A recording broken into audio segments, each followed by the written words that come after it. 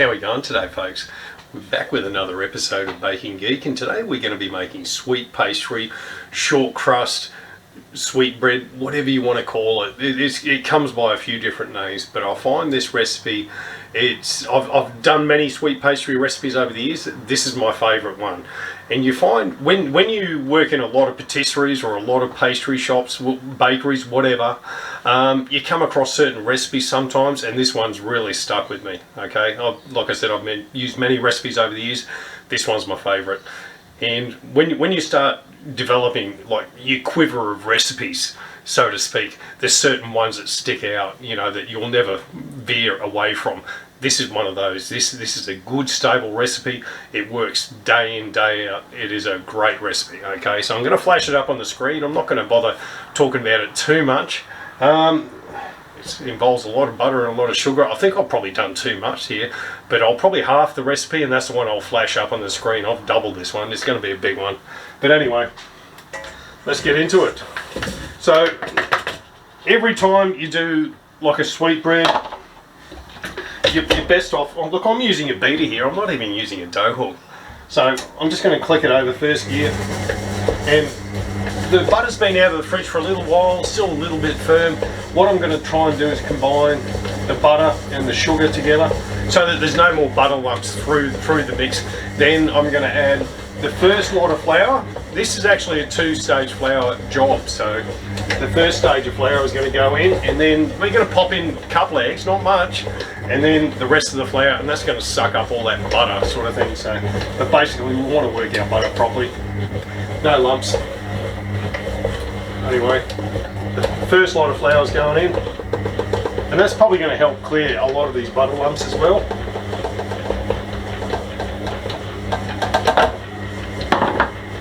Now, while you're letting that go, you can always add salt to a recipe like this. Just a pinch of salt. I'm using Himalayan pink salt. Doesn't matter.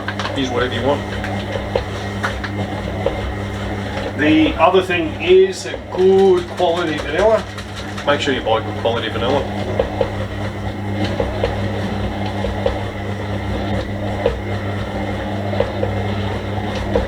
There you go, about that much.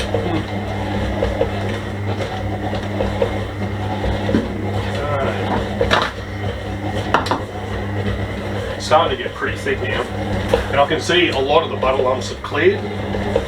Well, there we go. Anyway, so what we're going to do now is pop in the eggs, and at the same time we're going to add that last bit of flour. What we don't want to do is overmix this at all. We're just going to clear this mix, and then that's it. We're probably going to do the last bit of development on the board here.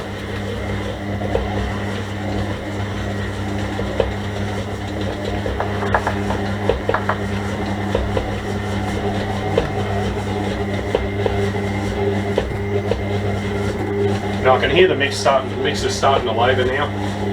Really getting in there.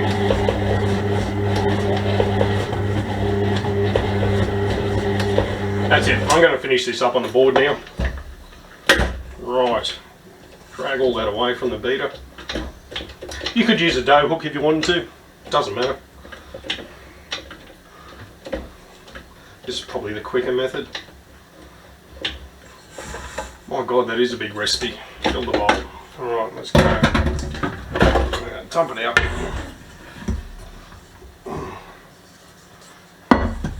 Get all that stuff out of the bowl.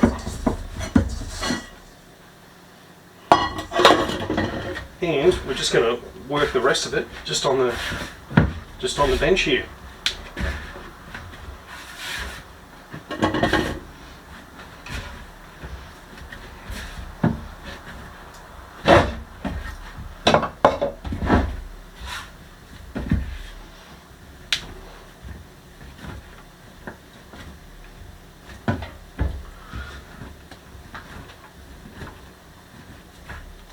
Just pick it all up like that.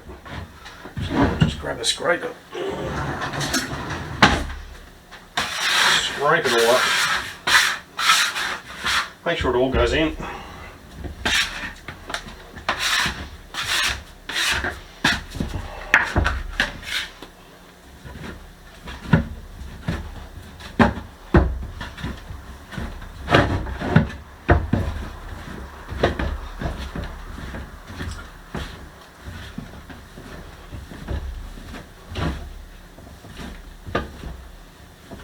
Right, there we go. I think it's ready.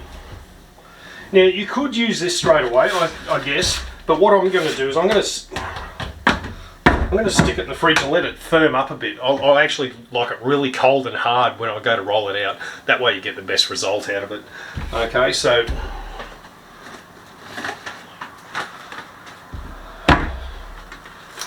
what I might actually do, I might section this up into 3 different lots, because that's actually quite a bit there. So you get it like that, just roll it up, just like a sausage. There you go. Pop a couple of these in the freezer. That way you can just pull it out any time you want. It's great. There you go. Good tip. Now, what we're going to be using this stuff for, you can use this for tart bases, you can use it for flan bases, you can use it for... In the next week or so, I'm going to be using this for the base of mini cheesecakes, real tiny little ones. There's no need to, you know, bash the biscuit base into the mould or anything like that. We just cut a shortbread circle and chuck it in.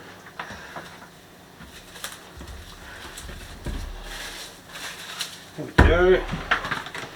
One more.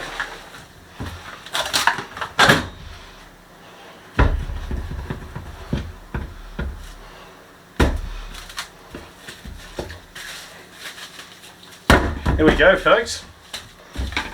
Nice shortbread. There you go. Yeah, that's going to cover lots of ground. Trust me. You only need to do this once every now and then. Depends how much shortbread you use, but we're not in a bakery here now. We're just in our little home kitchen. So you can even use this stuff on the base of a nice gatto. You know, like line it with ganache, stick your gatto on top and finish it off. Gives it that really classy touch. Anyway, guys, hope you like this episode. Hit the like button, subscribe, do all that. Cheers. See ya.